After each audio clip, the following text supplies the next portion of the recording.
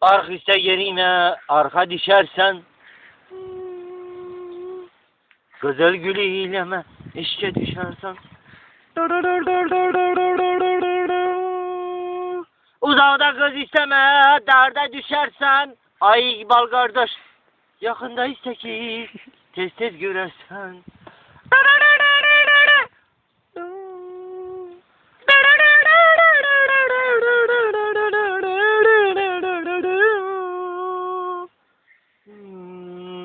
Oğlan kör peşiman atasının yanına geldi.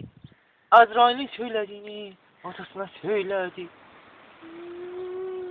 Canıma canavaz verirsen eğer Azrail öldürmez beni affeder. Beni affeder, beni affeder.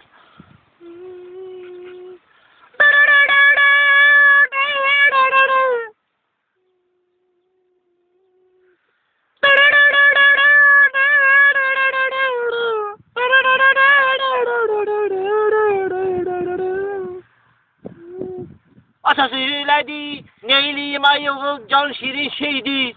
Ben verebilmerem, anana day bir, anana day bir.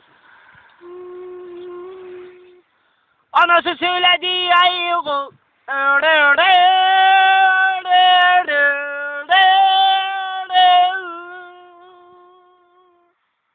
Anası söyledi o. Tanıyorsan ne ola çekerim.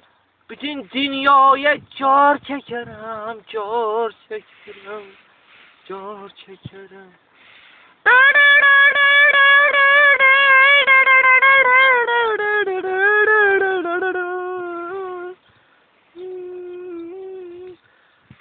Uzakta yaşayan kardeşe day bir. Belki sana bir çare kıldı, çare kıldı.